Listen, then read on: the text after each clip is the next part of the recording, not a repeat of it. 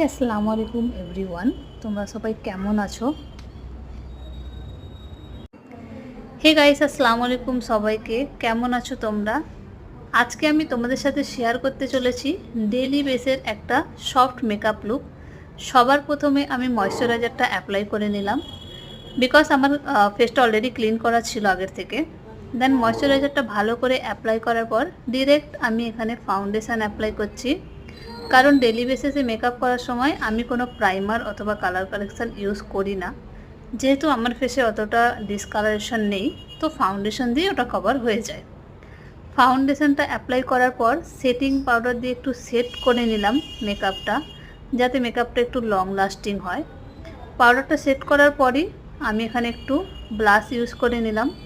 ব্রাশের পর একটু হাইলাইটারটা ইউজ করলাম, বিকজ হাইলাইটারটা হচ্ছে most important part of makeup, যার জন্য ফেসে একটা গ্লো চকচকে ভাবটা আসে। তো আমি ব্লাশটা ইউজ করার পর এখানে হাইলাইটার ইউজ করে। হে গাইস, আসসালামু আলাইকুম সবাইকে। কেমন আছো তোমরা? আজকে আমি তোমাদের সাথে শেয়ার করতে চলেছি ডেইলি বেসের একটা সফট মেকআপ লুক। সবার প্রথমে আমি ময়শ্চারাইজারটা অ্যাপ্লাই করে নিলাম, বিকজ আমার ফেসটা অলরেডি ক্লিন করা ছিল আগের থেকে।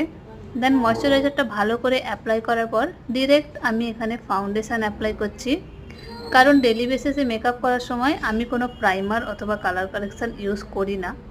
যেহেতু আমার ফেসে অতটা ডিসকালারেশন নেই, তো ফাউন্ডেশন দিয়ে ওটা কভার হয়ে যায়। ফাউন্ডেশনটা অ্যাপ্লাই করার পর সেটিং পাউডার দিয়ে একটু সেট করে নিলাম মেকআপটা, যাতে মেকআপটা একটু লং লাস্টিং হয়। পাউডারটা সেট করার পরই আমি এখানে একটু ব্লাশ ইউজ করে নিলাম। ব্রাশের পর একটু হাইলাইটারটা ইউজ করলাম, বিকজ হাইলাইটারটা হচ্ছে most important part of makeup, যার জন্য ফেসে একটা গ্লো চকচকে ভাবটা আসে। তো আমি ব্লাশটা ইউজ করার পর এখানে